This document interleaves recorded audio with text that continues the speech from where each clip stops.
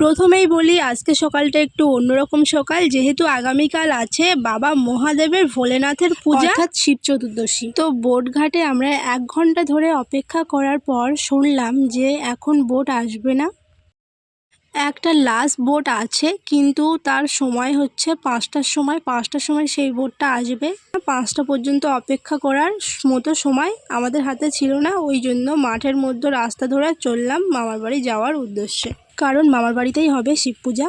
আমরা তো বোটের জন্য অপেক্ষা করলেও অপেক্ষা করতাম, কিন্তু অপেক্ষা করা সম্ভব ছিল না। বোট ছিল 5টায়, আর 5টার সময় আমাদের শিব পূজার প্রথম প্রহরের পূজা। তো ফাইনালি 1 ঘন্টা ধরে এই রাস্তা ধরে হাঁটার পর আর এই জুতো পায়ে দিয়ে হাঁটা সম্ভব হচ্ছিল, ওই জন্য আমি জুতোটা হাতে করে নিয়ে হাঁটা স্টার্ট করে দিলাম।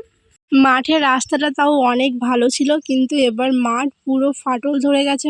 এই ফাটার উপর দিয়ে হেঁটে হেঁটে যেতে হবে। এখানে তো জুতো পায়ে দিয়ে হাঁটাও সম্ভব না, কিন্তু কিছু করার নেই, যেতেই হবে। ওই প্রথম প্রহরের 5টার সময় পূজা যদি না করতে পারি, তাহলে সেকেন্ড থার্ড লাস্ট পূজা করে কোনো লাভ হবে না। ভিডিওটা আমি এখানে স্টপ করছি, দেখি মাঠ পেরিয়ে আবার কোন রাস্তা আসে। অবশেষে নদীর রাস্তার উপরে উঠলাম। ওঠার পরে এবার নদীর রাস্তা ধরে যেতে হবে। তো নদীর রাস্তা ধরে 30-40 মিনিট হাঁটার পর নদীর রাস্তার পাশে দেখলাম কত সুন্দর একটা দৃশ্য। মনে হচ্ছে জঙ্গলের মধ্য দিয়ে, অর্থাৎ পাশ দিয়ে রাস্তা নির্মাণ করা হয়েছে। রাস্তার ডান পাশে জঙ্গল আর বাম পাশে আছে শিব পূজা করার ফুল ফুটে আছে। তো আমি সেই ফুল কিছুটা নিলাম। আমার বাড়ির ধারে এই গাছ ছিল না। তো পাকা 2 ঘন্টা হাঁটার পরে ওই খ্যাঘাটটা দেখতে পেলাম। এখনো অনেক রাস্তা বাকি, ওই খ্যাটা পেরিয়ে যেতে হবে ওপারে। তারপরে না আর হাঁটতে হবে না। ওই খ্যাটা পেরোনোর পরে ওপারে আছে টোটো, ওই টোটোটা ধরে সোজা মামার বাড়ির ধারে নামিয়ে দেবে। তো 1 ঘন্টার রাস্তা 30 মিনিটে চলে যাব গাড়িতে। এবার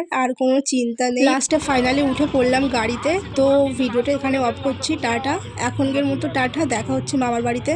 তো 5টা বাজতে এখনো 15 মিনিট বাকি। তো আর কোনো টেনশন নেই, চলে আসলাম মামার বাড়িতে। তো এবার একটা ভীষণ খারাপ খবর আছে, যার জন্য এত তাড়াতাড়ি করে এলাম। বোটে পর্যন্ত আসলাম না 5টার সময় বোট বলে। এখানে এসে শুনলাম যে প্রথম প্রহরের পূজা হবে না, ব্রাহ্মণ লেট করেছে। এখানে যিনি ব্রাহ্মণ তিনি 4টের সময় এসে বসেছিল, তারপরে কেউ আসেনি বলে চলে গিয়েছে। তো কিছু করার নেই, যার জন্য এত তাড়াহুড়ো, সেটাই হলো না। ভীষণ খারাপ লাগছে, কিন্তু কিছু করার নেই। হ্যালো এভরিওয়ান, তো দ্বিতীয় প্রহরের পূজা এখনই আরম্ভ হবে। এখন বাজে 10টা। নমো শ্রী শ্রী মহাদেবায় নিবেদয়ামি সমর্পয়ামি নমঃ। ওম ত্রিদলং ত্রিগুণাকারং ত্রিনেত্রং চ ত্রায়ুধং অল্প দুধ ত্রিজন্ম পাপ সংহারং বেল্লপত্র শিবার্পণম ইদং স্নান্যতকং নমো শ্রী শ্রী মহাদেবায় নিবেদয়ামি নমঃ। ওম তৎপুরুষায় বিদ্মহে মহাদেবায় ধীমহি। ইদং নমঃ শ্রী শ্রী বুধগ্রহ মহাপ্রভু নমঃ। ওং নমঃ শ্রী শ্রী বৃহস্পতি গ্রহ মহাপ্রভু স্বাহা। ইদং নমঃ শ্রী শ্রী বৃহস্পতি গ্রহ মহাপ্রভু নমঃ। ওং নমঃ শুক্র গ্রহ মহাপ্রভু স্বাহা। ইদং নমঃ শুক্র গ্রহ মহাপ্রভু নমঃ। ওং নীলাঞ্জন জয় প্রখ্যং রবি সুনং মহাগ্রহং ছায়ায় গর্ভ সম্ভুক্তং তং নমানি শনেশ্বরায় শুভং ভবতু। ওং শুভং ভবতু। ওং শুভং ভবতু। তো ফাইনালি 2টোর সময় এসে সবাই ঘুম পাচ্ছিল, তো সবাই এখানে করছিল ডান্স, কারণ জেগে থাকতে হবে। এরপর 4টের সময় সবাই এখানে কাটছিল সবজি, কারণ 5টার সময় পূজা শেষ করে 6টার সময় সবাই উপোস ভাঙবে। ভোর 5টায় সবার আর উপোস ভাঙা হলো না, কারণ ব্রাহ্মণ বলেই দিয়েছে সন্ধে 5টায় এই চতুর্দশী ছাড়াবে, ওই জন্য সবজি কেটে রাখা হলো।